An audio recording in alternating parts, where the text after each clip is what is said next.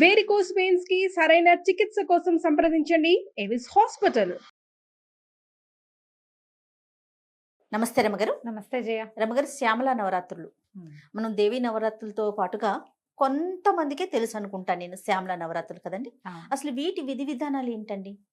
సాధారణంగా ఇవి చెయ్యం మనం గుప్త నవరాత్రులు అంటారు. మనకి సంవత్సరంలో మనం ప్రముఖంగా చేసుకునేవి ఒకటి వసంత నవరాత్రులు, రెండోది శరన్నవరాత్రులు. ఇవి రెండు ఇంపార్టెంట్. అవును. వసంత నవరాత్రుల్లో మనం దేవి పూజ కంటే ప్రముఖంగా రామ పూజ నిర్వహించుకుంటాం. చైత్రంలో వస్తుంది. అక్కడి నుంచి మళ్ళీ మనం శరత్కాలంలో వచ్చేటువంటి ఆశ్వేజ నవరాత్రులు, దేవీ నవరాత్రులు 9 రోజులు మనం పూర్తిగా అమ్మవారికి అంకితం చేస్తాం. ఇవి కాకుండా ఇంకొక 2 నవరాత్రులు చేసుకుంటారు.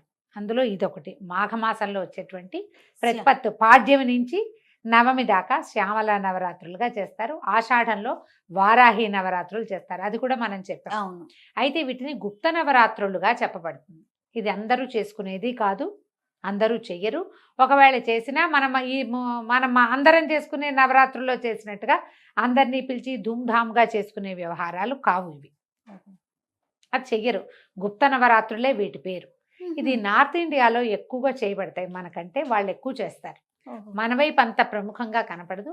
మన దగ్గర ఏంటంటే ఎవరికైనా మంత్రోపదేశం ఉన్నవాళ్ళు, విశేషంగా శ్యామలా మంత్రోపదేశం, మాతంగి ఉపదేశం ఉన్నవాళ్ళు, దశమహావిద్యల్ని కొలిచే అలవాటు పద్ధతి ఇళ్లల్లో ఉన్నవాళ్ళు చాలా కొద్ది మంది. చెప్పాయి కదా, అందరినీ పిలిచి చేసి తాంబూలాలు, పేరెంటాలు, హడావిడి ఏమి ఉండదు. అమ్మవారిని కొలవటం మాత్రమే. ఈమెకి విశేషమైన కొలువులు చేసుకుంటారు. మంత్ర పునశ్చరణ విపరీతంగా చేస్తారు. అమ్మవారి శ్యామలాదేవిని కొలుస్తారు. ఈ శ్యామల ఎవరు అనేది ఒక ప్రశ్న ఉంటుంది మనకి. మనం కాళిదాసు రచించిన మా శ్యామల దండకం మనందరికీ తెలుసు. సినిమాలో ఉంది కాబట్టి అందుకు ఆ మొదటి ముక్కలు అందరికీ నోటికి కూడా వచ్చుంటాయి. మహాకవి కాళిదాసు సినిమాలో ఉన్నది కాబట్టి.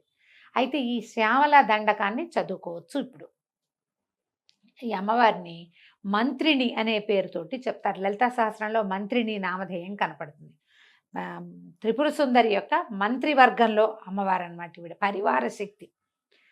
ఒరిజినల్గా పరాశక్తే శ్యామల అంటం కాకుండా పరాశక్తి తాలూకు అంశాలలో దశమహావిద్యలుగా చెప్పబడే అంశంలో మాతంగి అనే విద్య ఈమె అని చెప్తారు. ఆమె తన సైన్యాధిపతుల్ని, మంత్రుల్ని అట్లా సృజించింది. ఆ మంత్రులలో ఈమె ప్రధానమంత్రి శ్యామలాదేవి. పరాశక్తి యొక్క మంత్రిని.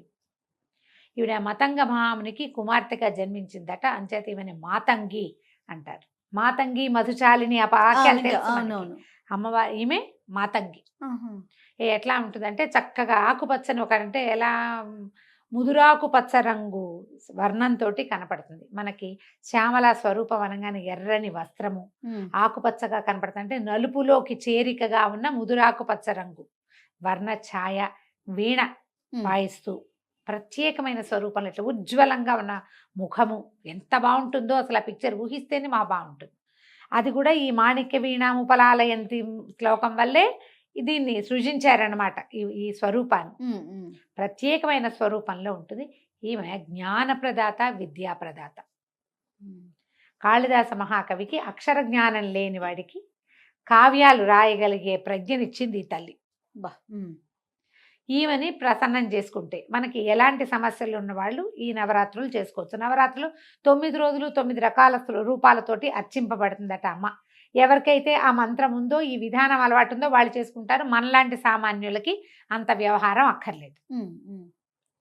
పిల్లలకి చదువులు రాకపోయినా, చదువుల్లో సగమయ్యి మిగిలిన సగము ఎప్పటికీ కాకపోయినా, ఏ సమస్య వల్ల ఆగిపోతే, ఏ సమస్య వల్ల ఇది ఆగిందో తెలియని వ్యాపార సమస్యలు, ఇలాంటివే ఏ రకంగానూ జ్ఞానం సంపాదించుకోలేని సమస్యలు, ఎలా సాల్వ్ అవుతుందో అర్థం కాని ప్రాబ్లమ్స్, ఏదైనా అద్భుతమైన సలహా కావాలి, అది మనకి ఎక్కడి నుంచి రాదు. అలాంటప్పుడు ఈ శ్యామల నవరాత్రుల్లో అమ్మవారిని అర్చిస్తే విశేషమైన ఫలితం లభిస్తుంది. దీనికి ఏం చేయాలి? అర్చనకి మన ఇంట్లో ఉన్న ప్రతిమా విశేషమే అమ్మవారిది ఏ స్వరూపం ఉన్నా పెట్టుకోవచ్చు. శ్యామలాదేవిది చిన్న ఫోటో ఏదైనా తెచ్చి పెట్టుకోవచ్చు. శ్యామల అంటే మనకు క్లియర్గా కనపడుతుంది. ఉజ్వలమైన ముఖకాంతితోటి, వీణతోటి ఉండేటువంటి స్వరూపం. ఒక రకంగా సరస్వతి స్వరూపం అని కూడా మనం చెప్పచ్చు. ఒక రకంగా సరస్వతి శాంతమూర్తిగా కనపడుతుంది. శ్యామలది డిఫరెంట్గా ఉంటుంది స్వరూపం. కానీ ఆవిడ జ్ఞానప్రదాతే, ఈవిడ జ్ఞానప్రదాతే. ఈ 9 రోజులు మనం అట్లా చేసుకోవచ్చు. ఒక పటం తెచ్చి పెట్టుకోవటం. శ్యామలకి మనకి అష్టోత్తరాలు అవి దొరుకుతాయి, ఓకే. కనపడుతున్నాయి. తర్వాత అదని చదువుకోవటం. రాజశ్యామల, రాజమాతంగి, ఈ పేర్లు వింటున్నాం. ఇప్పుడు ఇదివరకు లేవు జయ. ఇప్పుడు బాగా రాజశ్యామల హోమాలు అవి బాగా విశేషంగా వింటున్నామండి, అవును. ఎక్కడా పని అవ్వదు, పిల్లల చదువులు పని అయిపోతుంది. అలాంటప్పుడు ఈ రాజశ్యామల హోమం చేసుకోవచ్చట. రోజు మీరు చక్కగా శ్యామల దండకం చదువుకోండి. ఓకే. ఈమెకి ముదురు ఆకుపచ్చ రంగు ఇష్టం. ఆకుపచ్చని వస్త్రం ధరించండి. ఒకరోజు చేసుకుంటాం, ఒక్కరోజే చేస్తాం. పోనీ నవమి నాడు చేసుకోండి, అష్టమి నాడు చేసుకోండి. 9 రోజుల్లో ఒక రోజైనా చేసుకోవచ్చు. 9 రోజులు మీరు శ్యామల దండకం చదువుకుంటే అధికస్య అధికం ఫలం. ఆకుపచ్చని పండు నివేదన పెడితే మంచిది. ఓహో. జామకాయలు, నారింజకాయలు, ఇప్పుడు కమలాలు కూడా ఆకుపచ్చ రంగులో వస్తాయి. రేగుపళ్ళు, ఆకుపచ్చటి రేగుపళ్ళు వస్తాయి. అలాంటివి నివేదన చేస్తే చాలా మంచిది, మంచి విశేషమైన ఫలితం లభిస్తుంది. నారింజలు చాలా ప్రీతి అని చెప్తారు. నార్త్ ఇండియాలో నారింజకాయలు వెతుక్కుంటారట ఈ రోజుకి. ఈ 10 రోజుల్లో వాళ్ళు ఏం చేస్తారంటే చండీ పారాయణ చేసే అలవాటు కొన్ని చోట్ల కనపడుతుంది మనకి. చండీ పారాయణం అంటే చండీ దుర్గా సప్తశతి అని చెప్తాం కదా, చండీ, అది పారాయణ చేయటం, చదువుకుంటూ వెళ్ళటం. అది ఎట్లా అంటే అసలు ఆపకుండా చదువుతారు. ఓ 3 గంటలు నేను చదువుతా, నాకు అవుతుండగా ఇంకోళ్ళు వచ్చి కూర్చుంటారు. ఆ తర్వాత 3 గంటలు వాళ్ళు చదువుతారు. అఖండ చండీ పారాయణం చేస్తారు. 9 రోజులు క్షణం గ్యాప్ లేకుండా చండీ అలా పునరావృతంగా చదువుతూనే ఉంటారు. ఎన్నిసార్లు కుదిరితే అన్నిసార్లు. మనం అఖండ చండీ పారాయణాలు అవి మన వల్ల కాదు. దుర్గా సప్తశతి దగ్గర పెట్టుకుని ఈ 9 రోజుల్లో పూర్తి చేసుకోండి. 700 శ్లోకాలు ఉంటాయి. మీ వల్ల అయితే చేయగలిగితే చేయండి అని చెప్తున్నాను. ఓకే. దీన్ని 10 సార్లు చేస్తా, 8 సార్లు చేస్తా, 16 చేస్తాను, రోజంతా చేస్తూ ఉంటాను, లాంటి విపరీత నియమాలు పెట్టుకోపోకండి. మన సమయానుకూలంగా చేయండి. ఓకే. ఇది శ్యామల దండకం అద్భుతమైన ఫలితాన్ని ఇస్తుంది. అది నోరు తిరగదు. నిదానంగా చదువుకోవాలి. అసలు ఎన్ని పెద్ద పదాలు కలిపిన సమాసము, అది ఇంత పెద్ద సమాసం. 3 లైన్లు రాస్తే కానీ సమాసం పూర్తవుతుంది. అది ఎక్కడ ఆపాలో తెలియదు, ఏ పదాన్ని ఎలా విరవాలో తెలియదు. మీ వల్ల అంత కాకపోతే ఇంకా సులువు చెప్తాను.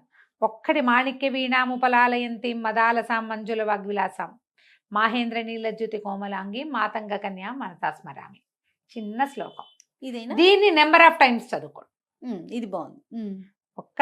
అమ్మవారి యొక్క స్తుతిని, ప్రార్థనా శ్లోకాన్ని మీరు 11, 21, 40, 108 ఈ అంకెల్లో ఏది కుదిరితే అది పెట్టుకోండి.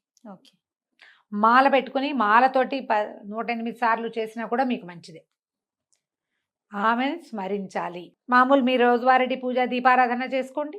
ఈ 9 రోజులు శ్యామలని తలుచుకుని శ్యామలాదేవిని ప్రార్థించి ఒక ఆకుపచ్చటి పండు, జామ పండు నివేదన పెట్టండి. పసుపుగా ఉండేది కాకుండా గ్రీన్, కొంచెం ముదురుగా పచ్చగా ఉన్నది. అంటే ఎట్లా అంటే దూరగా ఉన్న కాయని నివేదన పెట్టండి. ఓకే. పిల్లలకి ప్రసాదంగా ఒక పండు పెట్టండి. ఈ మాణిక్య వీణాముపలాలయంతేమో చిన్నపిల్లలకు కూడా వస్తుంది. 5 ఏళ్ళు వస్తే చాలా చక్కగా వచ్చేస్తుంది. పిల్లలతో కూడా చెప్పించండి. 3 times 5 times 11 times చెప్పించండి.